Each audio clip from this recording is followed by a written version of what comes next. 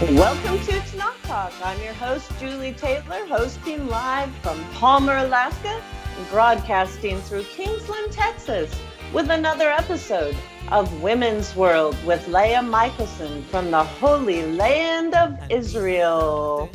Welcome back, ladies. Welcome back, Leah. It has been just way too long. It's been a very long time. I think we've gone over a month without seeing each other. So it has been, and I've missed you. Me too. Ladies. Yes. I've missed you. It's well, we'll talk about these past few weeks. Yes, but it feels good to be getting back to it, doesn't it? It does. It does. Yeah. It's all good. It's a good thing. Definitely a good thing. Yes. So, all righty. Big sigh. You want to start first, or you want me to start first? I'll go. I'm good. I'll start, and we'll wing it. We'll wing it. Yeah. I mean, there's things that I want to share, but we'll wing it. So yes. Enjoy, ladies. We're here, and we're just being real with you all. Exactly. So, so here in Israel, we're in the midst of a heat wave again. Yay! I think it's just after. Let me look at my time. It's just after 7, and I want to say it's about 90 degrees here. Oh boy! And the other day in Eilat, which is all the way south in Israel, it was 120. And in Jerusalem the other day, it was 109. So we're cooking.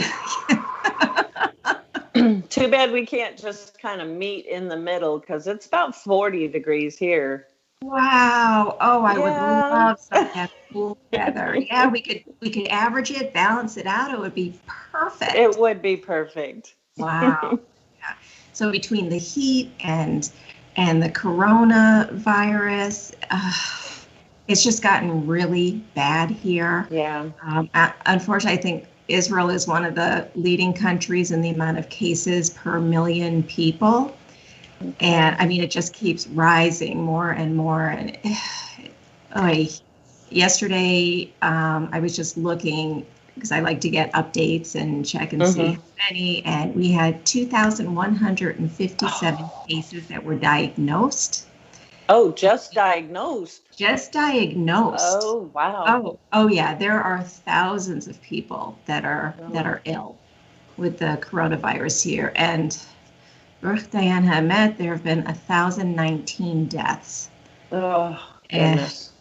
Yeah, it's I mean, I don't know. We're doing the best that we can. And there was just an article on Arutz Sheva today that the hospitals are warning that they're on the brink of collapse, and they're fearing a combination of a resurgence of the coronavirus and the pandemic. And also, we're coming into the fall and winter months when flu season starts. And so they're really concerned about the hospitals being overwhelmed in the wintertime.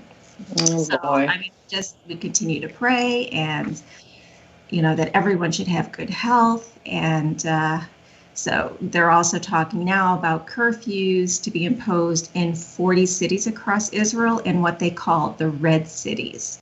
So these are cities that have like the highest amount of cases, and they're saying it's mostly Israeli Arab and Haredi communities. So, but I mean, it's everywhere. So we just do the best we can. We mask, and we do our social distancing, and we just, I'm out and about, and I'm always praying that Hashem just gives us all good health and keeps us protected.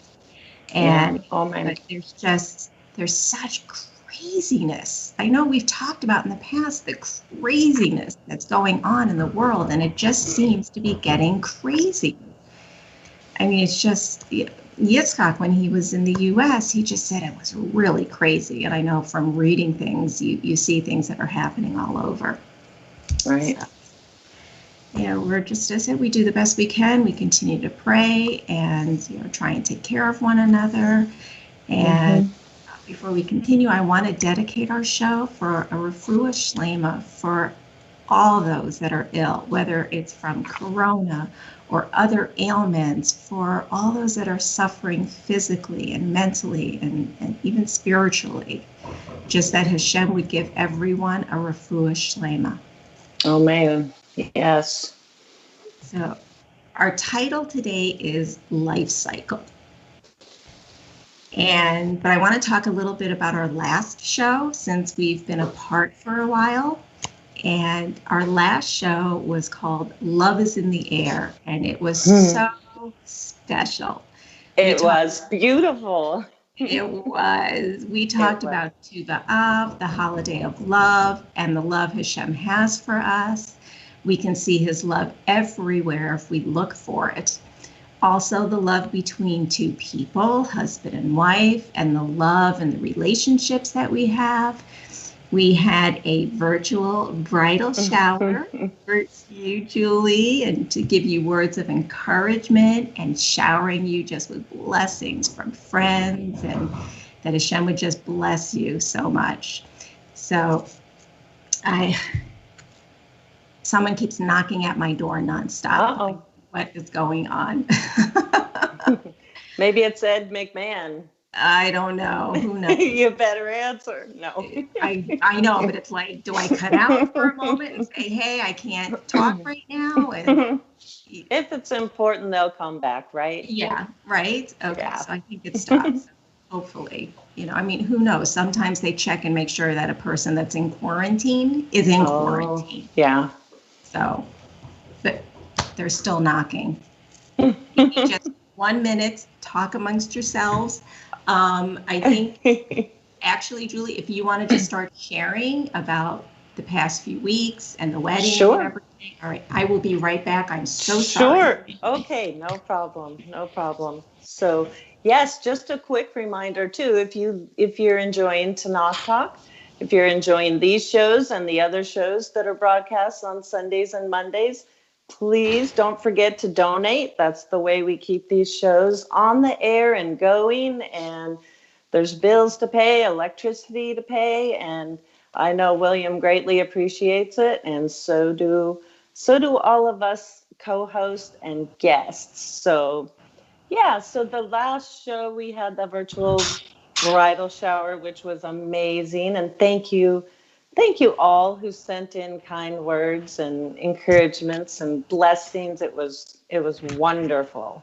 I thoroughly enjoyed it. It was such a blessing to hear all those messages of well wishes from you all. So anybody important at the door?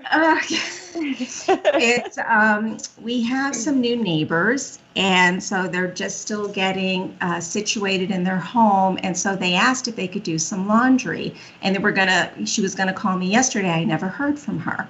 So her daughter, she's got a little girl, and she also has a little 1-month-old baby. And so her daughter was at the door with the bag of laundry. And I said, I was like, I can't talk right now. I'm really sorry. So I just took the clothes, and I'll get that taken care of after our show. Oh, that's sweet of you. So Baruch Hashem, it's wonderful to be able to do a mitzvah.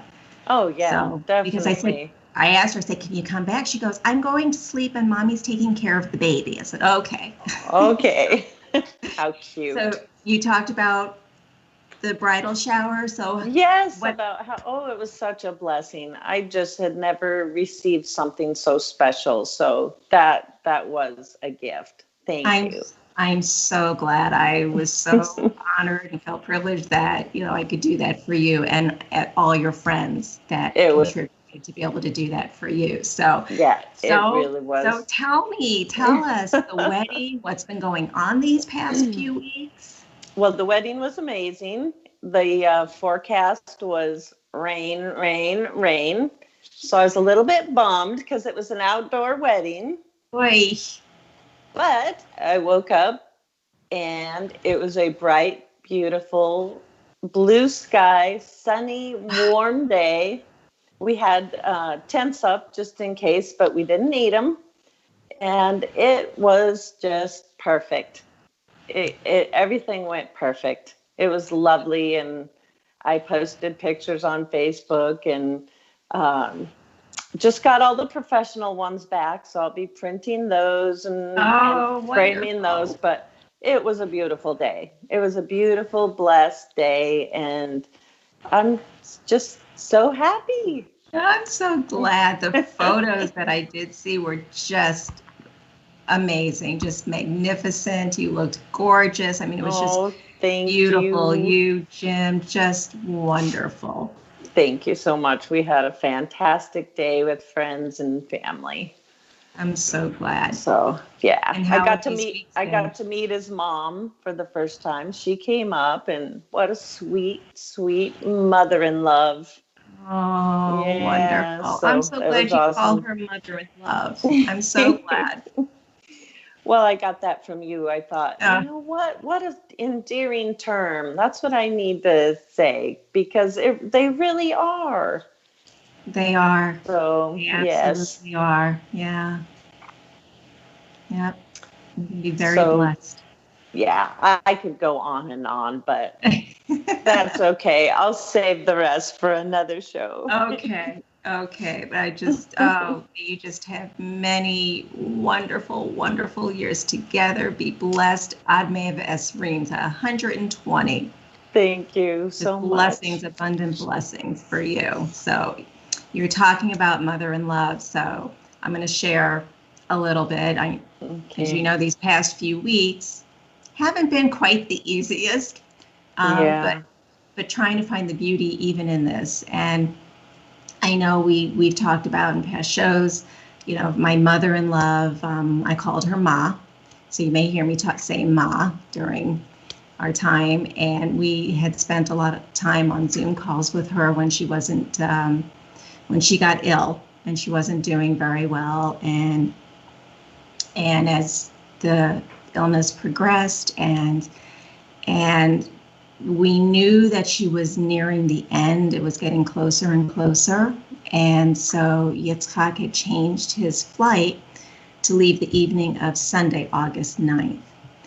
And so we spent, because he was going to leave later that week, but then he just kept moving closer. And then it was like, he knew he needed to go. And we're like, you've got to go. And we were out that Sunday because his flight wasn't leaving until 11 that night, because then he would arrive by Monday morning. And we were out that Sunday walking around town, getting things ready for his trip. And we were in the DOAR, which is our post office. It's called DOAR. When he had received the call, I think it was like around 12:30 our time here in Israel. And he got the call from his sister that she had died. And he's sitting down. I'm up by the front because I was trying to get money, shekels changed into dollars. And one of his prayers to Hashem was that if it was time for his mom to go, that he didn't want to be selfish and have Hashem wait to take her until he was actually able to see her. He didn't want her to suffer another day just so he could see her before it was her time. And so Hashem, took her. She died on the 9th. But the experiences, even in the midst of everything that happened, here in Israel, we may not know one another, but we're all family. So when this happened, as soon as he was off the phone, Yitzchak did what's called kriya, which is a tearing of the garment. And you do this when you're informed of a death. So he tore his shirt, and it's a sign of mourning. There was a gentleman sitting down, and he was waiting for his turn. And when he saw Yitzchak do this, he looked at me, and we actually had a conversation in Hebrew. I guess during certain times of when I'm upset, I'm not thinking about Hebrew, so it's able to flow a little bit more easily. And so I explained to him that Yitzchak's mom had just died. And so this man looked at him and said, Baruch Dayan Ha'emet, which means blessed is the true judge. And he had other words for him, as did others, to comfort him in the midst of all of this. And it gives you just a little bit of an idea of what life is like here in Israel. We're all family. Israelis can be, as we say, prickly on the outside, but mush on the inside. And it's understandable with everything that Israel has been through. So we had made the decision that I wouldn't go with him. Yitzchak had felt that just one of us going was enough of a risk to travel, especially since I recently came off of all the asthma medication, which was this past February, which was due to a previous home that we had lived in. We called it the mold house. So I had 15 months where I was ill, and he just didn't think it was good. It was just one of us taking the risk would be enough. Plus, with everything happening so quickly, it would be difficult to get the house ready, to get Mushy set up, and have either somebody come in and watch him or try and get him somewhere. So it was just like quick. And so I got Yitzchak packed, and we were off to the airport early that evening. And a friend came with us, so I would have company on the way home. And even our rabbi in Florida had told him not to go. It being dangerous to fly. But Yitzchak told him, he said, my sister needs me. And she did. And it was important for him to be with his sister. And I am so thankful and so grateful that they were there together, to be there for one another. So he arrived in Florida, and now the waiting started. So we talked a little bit about COVID here, and I know it's very bad there, especially in Florida. It's very bad. Now, when a person dies in Judaism, they're buried within 3 days max. As soon as we can, because that way we can move forward with Shiva. But because things are so bad in Florida, there's a waiting period. And first they were told it could be 7 to 10 days before the funeral could take place, as they could only do one funeral a day. And then they were told it could take up to 12 days. So here we are, we're in limbo. I mean, it's just not being able to have our loved one buried, not being able to have Ma buried quickly, and then we could begin the process of mourning. But Baruch Hashem, I tried talking to the funeral home director and, just sharing with him, because he wanted to be able to get back in time. So that way, when he came out of Bidud, and Bidud is quarantine, because now he's home, he's in Bidud, he's in quarantine. So he's in a separate room in the house, bathroom, and so he has to do that for 2 weeks. So even though he's home, we're together, but we're not together yet in that. But Baruch Hashem, we only had to wait a week, and there were beautiful things that happened in the midst of everything. And the neshama, the soul, is the most powerful in the place where the person lived. It hovers over the place. And so I had an incredible experience here in the house. The night before the funeral, it was late. I had gone upstairs to bed, and I was in the bedroom, and I came out, and our upstairs, we have the bedroom, but then we have like this loft area. And when I came back out of the bedroom, I'm smelling like this perfume type smell, and almost like night blooming jasmine. And I'm just standing and I'm looking around and I'm like, where is this coming from? And I'm breathing it in. I'm just like, what is going on? I even went over to a window that was open, and I stuck my head out the window, and I'm breathing in deeply, but it wasn't outside. It was only in the house, and it was there for a few minutes. And then it was gone. And I shared this with Yitzchak the next day. And he explained about, again, how the neshama is the most powerful in the place where the person lived. So Ma's neshama came to the house here. Now, the day of the funeral, with these crazy times that we're in, they can only have a certain amount of people at the funeral home. I think maybe 20 or up to 25. And of course, everybody's spaced apart. So it was live streamed. And one of the hardest things was not being able to be there with my husband to comfort him. We were there, we were connected in spirit, and he knew I was with him in spirit, but it was like going to a funeral from a distance, but that's what we're having to do in these times. And there were a number of people that attended the funeral. There were 239 people on the live stream from the funeral home for the memorial service. And then what was wonderful was my family was also there, because my family knew my mother-in-law. I knew her for 24 plus years, so she was in all of our lives. And so my brother and his wife, my sister-in-law, and my oldest nephew had gone. And you can only have a certain amount, trying to get my words out. You can only have a certain amount of people at the cemetery. And so my nephew did a Zoom call so that I could be there as well. And my sister also joined the call.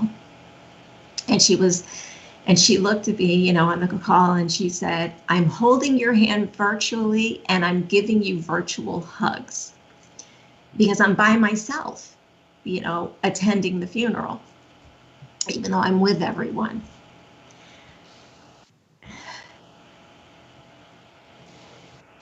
So we have family members that are in different places of observance. Some may not be really observing much at all, others a little bit, but everybody observes something.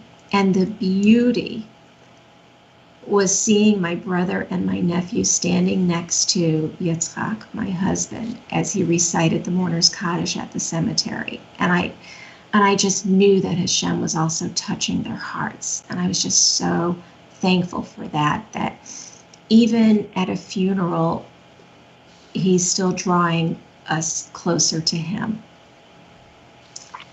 So Baruch Hashem that we were able to have the funeral, and now Shiva could begin. Shiva means the meaning 7, and it refers to the 7-day period of mourning for the immediate family of the deceased. So that would be for Yitzchak and his sister. For me, I'm not required to sit Shiva because I was a daughter-in-law. But Ma never referred to me as a daughter-in-law or anything like that. She always referred to me as her daughter. So I'm going through the mourning process. But now there was no more limbo, and now it's like, now you can start moving forward. It's that waiting period beforehand that was so difficult. I mean, all of this is very difficult. And during Shiva, because she died on a Sunday, Shiva went through Friday morning, and then it was Shabbat. So then Shiva ends, because you don't have anybody coming for Shiva on a Shabbat. It stops. And friends and family visit during this week of Shiva. And Yitzchak also had Shiva Zoom calls for family and friends that were outside of Florida, here in Israel, friends just all over. And Baruch Hashem for technology, that we can do that in these times. So here it is Sunday, the funeral's over, and I had another experience again in the house Sunday night. Again, when I had gone upstairs to go to bed and I had come back out into the loft area, the perfume smell was there again. And I knew it was Maz Neshama visiting, because that would be so her. She was always making sure that everyone was taken care of. So since I wasn't there, she came to me as her neshama was ascending. So I had a moment of thanks to Hashem and to her. Bear with me a moment. Oh yeah, so I'm beautiful. Still having all these moments. It's amazing all the things that Hashem does in the midst of this, of when you're going through something like this, through a loss, It's not an easy thing at all. No, it's But not. you find the beauty even in the midst of all of these things. But the past few weeks were not an easy time. It wasn't easy for Yitzchak. It wasn't easy for me. Being apart from my husband for almost a month was difficult. I mean, we're just like maybe 2 days shy of being apart for a month. And I mean, and there were things that happened even here. And one of the things I'll share, actually, we could probably look back on it and like a comedy thing.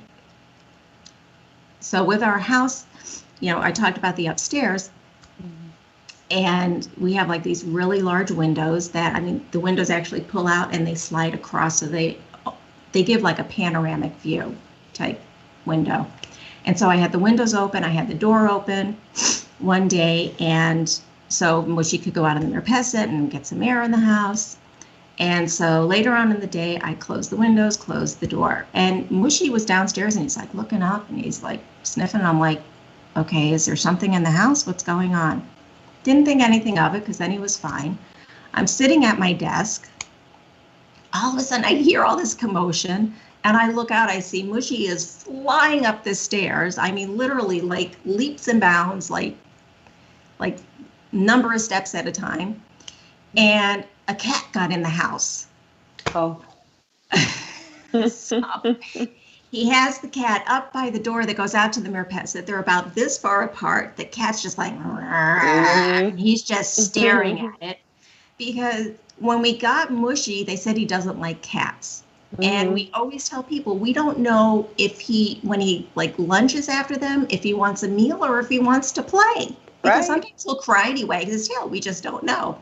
He didn't attack the cat. He just like was staring it down. So now here I am and I'm like, oh my gosh, a cat's in the house. So then I'm like dragging him into the bedroom, closing the door, opening up the windows and the door. Meanwhile, the cat moved and now it's on the upstairs, like just at the bottom of the railing. It moved and it won't budge.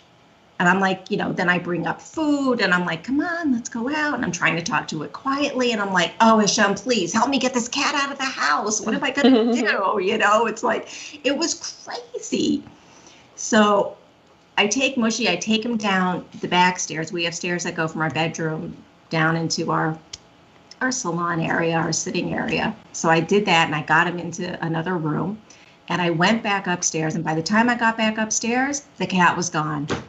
Phew, Baruch Hashem. Yeah. I mean, it was like, but looking back on it, I mean, I was stressed. I was so stressed. I'm like, in the midst of this, really, you know? But looking back at it, I was like, when I told Yitzchak about it, because we would talk a couple times a day, you know, except for Shabbat. And I told him about it, he's hysterical laughing. So Baruch Hashem, if I could make him laugh, I'm happy. In the midst of all of this, we can have a laugh about it, right? Exactly. Hey, at least they didn't go crazy all around your house, right? Oh my gosh, Baruch Hashem. Oh, I can only imagine what that would have been like. Disaster. Yeah. So here I am, I'm missing him, and I'm missing things in the house. And getting ready for Shabbat was a completely different experience. Because of missing the things in the house, it's like every Shabbat I do laundry throughout the week, but especially on Shabbat, I'm getting his shirts and his pants and his talit katan, what he wears under his shirt, you know, with his little, you know, I tie everything up with, he's got a tzitzit holder, a special thing. I'm getting all of that prepared for Shabbat. Now I don't have it. And I'm kind of like, I'm feeling it's such a loss because this is part of what I do for Shabbat in all of my preparations. And so now I'm like, I'm so missing this. And I want to interject something here, Jules. That there are women that, and I understand, ladies, we get frustrated. You can get frustrated sometimes. There are women who complain about their husbands and they'll say, my husband, ugh, he does this, and ugh, he does that, and I can't stand it when he does this, and just, ugh. Mm-hmm. There are things we all do that may bother the other person. We all have idiosyncrasies. So it's really going to be how we look at it. And I remember learning something many years ago from a teacher. And the teacher said, if you didn't have it, would you miss it? So even in the simplest of things, like washing my husband's shirts and pants and getting things ready for him for Shabbat, or the things that I do, for him, because we are always together. It's very rare when we're apart. There's only one other time in our lives where we're apart for like 2 weeks. And so here we are apart for almost a month. And we were apart for something that was very sorrowful. So I want to share that with you ladies, just to encourage you. It's just how we look at things. So maybe something that could be annoying, if we look at it and say, well, you know what, if it was gone and that person wasn't around, would we miss it? I would. I missed things. There's a number of things that I could talk about that I missed, but with not having my husband here. So, but Baruch Hashem, I have a great support system here. There were friends and neighbors that were checking on me, making sure I had what I needed, ready to go shopping or get anything for me. And when I talked about Israel and how Israel is as a family, one of my neighbors, his family's been here, I want to say, for 9 generations. And he actually runs the shul now that's just outside our door, up a few steps.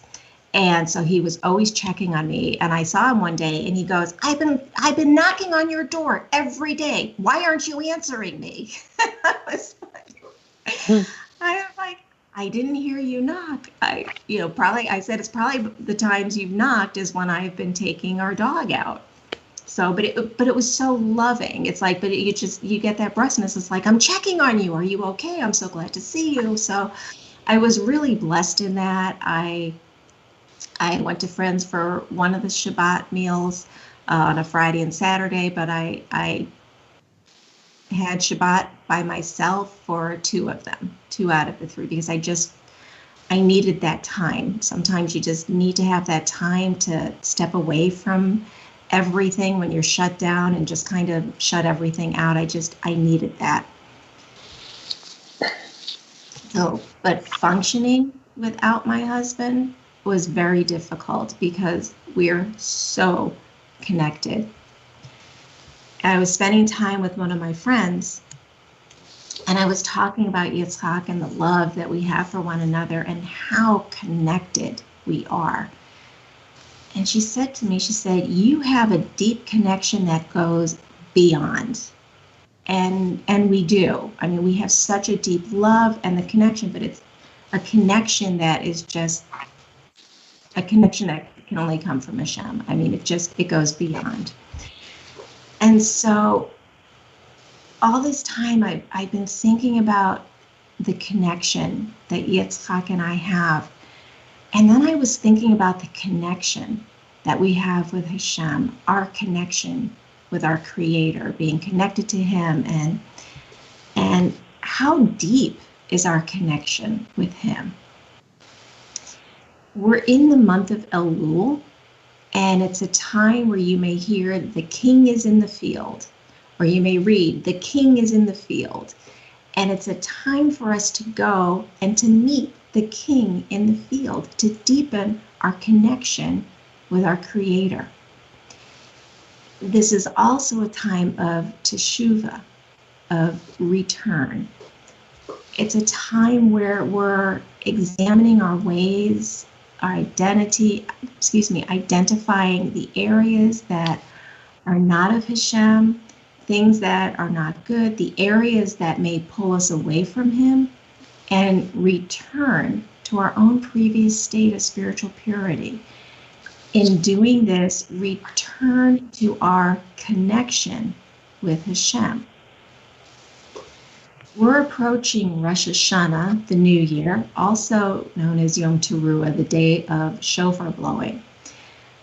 Also in our prayers, it's called Yom Hadin, Day of Judgment, since this is the day where God recalls all of his creations and determines their fate for the year ahead. Together with Yom Kippur, which follows 10 days later because we go into the days of awe, it's, as I mentioned, it's called the Yamim Noraim, Days of Awe. So we're in such a special time now, as I mentioned, a time for us to connect with Hashem. We should always be deepening our connection with him and deepening our relationship with him as we would deepen our connection in our relationships. Yitzchak and I will be married for 23 years in November. We continue to deepen our relationship and deepen our connection with one another. So ladies, I just want to encourage you, even in the struggles, the hard times we're going through, finding the beauty in the midst. It's like things are just happening to so many people, to friends that I'm speaking with. They're like, this is what's going on, and this is what's happening, and this is what I'm dealing with. And we're all dealing with something in one form or another. And it's difficult. And it's a time for us to find our connection with Hashem, deepening that, and returning to him in this time. So I just want to encourage you to deepen your connection with Hashem and deepen your connection with the relationships that you're in, with family, with friends. It's really a beautiful time to do this.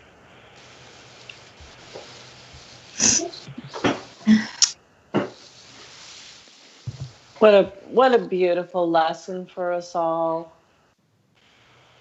I love you, Leah. I love you. Thank you for sharing that. You know, that kind of thing has been on my mind lately too, about the little things that you do miss. And I may have shared this before, but I read this article about this woman who had lost her husband, and she had complained about socks on the floor and this and that. But after he was gone, she was like, I would give anything to pick up his dirty socks. Yeah. You know, you just, Yeah. you don't realize what you have till it's gone. And yes, beautiful, beautiful. I'm so glad that you and your husband have such a beautiful, loving relationship, and that you can miss each other, because so many people don't miss each other when they're gone. Yeah, it's true. It's like, oh, I need time away. And Right. And I understand sometimes you do need a little time away, but it's not Right. but it shouldn't be a time where it's like, oh, I got to get away from him because of this or because of this. It's like, no, you know what? I need to get away because I need time for myself. I need to kind of step back and have some time for myself. Not a question of getting away, but there are things that we go through that we need to just kind of have a breather for ourselves. Right. Yeah. Don't pull away because something negative about them. Do it for something positive for yourself. So yeah, those are good words. And I'm so thankful for you. I'm thankful for you. Grateful to have you. So yeah, we did have a couple of questions in the chat, which I think maybe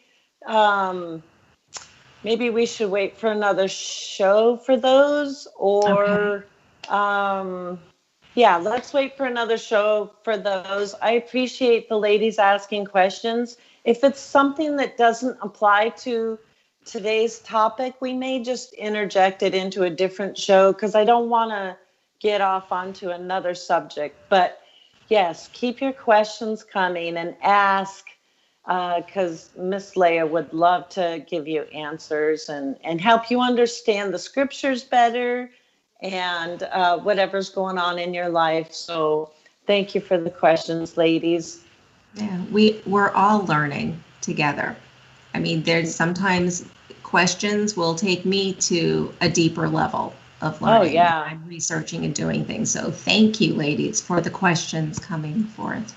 Yes, we love the interaction in the comments, and it's just what a wonderful, wonderful show. I'm enjoying it, and I hope all the other ladies are too. Me too. Baruch Hashem. I'm glad that we can do this. Yes. So you have a wonderful, blessed day. Thank and you. I hope to You see you soon. Thank you so much. I've got goats to feed, chickens to feed, and cucumbers to pick. Oh, wow. So next week, though, I think we're not going to have a show.